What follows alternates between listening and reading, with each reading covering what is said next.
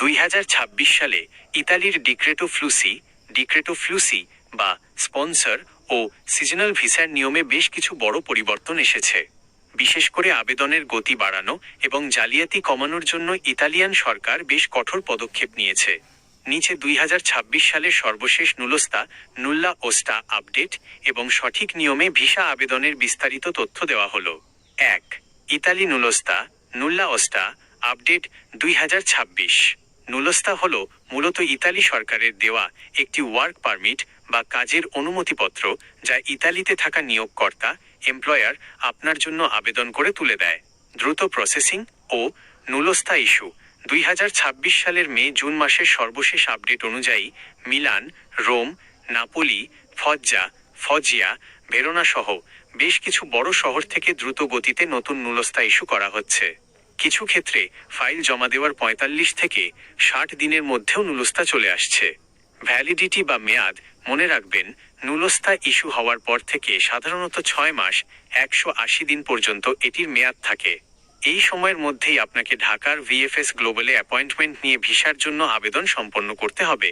Click day 2026 এবছরের seasonal বা agricultural কৃষি ভিসার জন্য অফিসিয়াল ক্লিক ডে নির্ধারণ করা হয়েছিল 18 জুন 2026 সকাল 9টা ইতালিয়ান সময়। এই সময়ে কোটা পূরণ সাপেক্ষে দ্রুততম সময়ে আবেদনকারীদের ফাইল প্রসেস করা হচ্ছে। 2. নুলস্তা পাওয়ার পর আপনার করণীয় ভিসা আবেদন প্রক্রিয়া। নুলস্তা হাতে পাওয়ার পর কোনো ভুল না করে নিচের ধারাবাহিক পদক্ষেপগুলো অনুসরণ করতে হবে। 1. তথ্য যাচাই ভেরিফিকেশন। নুলস্তা পাওয়ার সাথে সাথে নুলস্তায় আপনার নাম, পাসপোর্টের নম্বর, জন্ম তারিখ এবং স্পন্সরের তথ্য হুবহু আপনার পাসপোর্টের সাথে মিল আছে কিনা তা যাচাই করুন। একটি ছোট বানানের ভুলও ভিসা রিজেকশনের কারণ হতে পারে। 2. VFS global appointment booking. দ্রুততম সময়ে ঢাকার VFS global Italy visa centre এর অফিসিয়াল পোর্টালে গিয়ে কাজের ভিসার ওয়ার্ক ভিসা ক্যাটাগরিতে অ্যাপয়েন্টমেন্ট স্লট বুক করুন। মনে রাখবেন, নুলস্তার মেয়াদ থাকা অবস্থায় ইমেইল পাঠিয়ে বা স্লট বুক করে রাখলে আপনার নুলস্তা আর এক্সপায়ার হবে না। 3.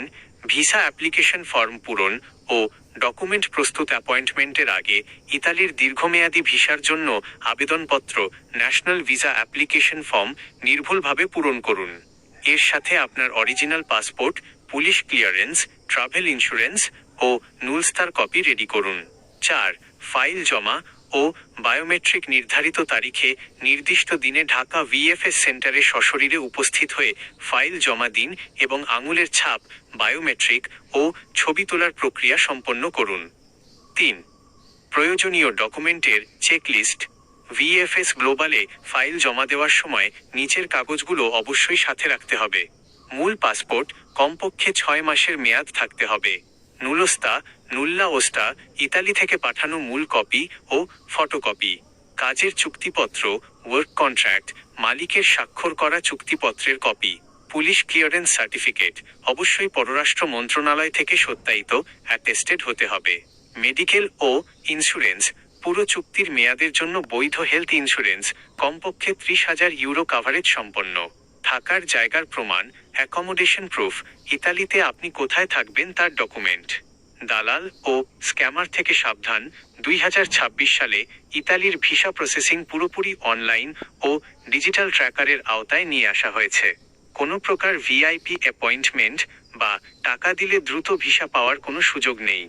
ভিএফএস গ্লোবালের স্লট বুকিং সম্পূর্ণ ফ্রি, তাই কোনো থার্ড পার্টি বা দালালের খপ্পরে পড়ে লাখ লাখ টাকা নষ্ট করবেন না। 4. প্রকৃত খরচ এবং কতদিন সময় লাগছে। অফিসিয়াল খরচ। ইতালির ওয়ার্ক ভিসার সরকারি ফি সাধারণত 116 ইউরো এবং এর সাথে ভিএফএস গ্লোবালের সার্ভিস চার্জ ও অন্যান্য পেপারস রেডি করতে আনুমানিক 1,40,000 থেকে 1,70,000 টাকার মতো প্রকৃত খরচ হয়, এজেন্সি বা স্পন্সর বাদে। ভিসা হতে কতদিন লাগে। বর্তমানে ঢাকার ইতালিয়ান দূতাবাস ভিসা প্রসেসিংয়ের গতি বাড়িয়েছে। বায়োমেট্রিক দেওয়ার পর সাধারণত 4 থেকে 8 সপ্তাহের 30-60 দিন মধ্যে পাসপোর্ট হাতে পাওয়া যাচ্ছে। তবে ব্যাকলগ বা অতিরিক্ত ফাইলের চাপের কারণে ক্ষেত্রবিশেষে কিছুটা বেশি সময়ও লাগতে পারে।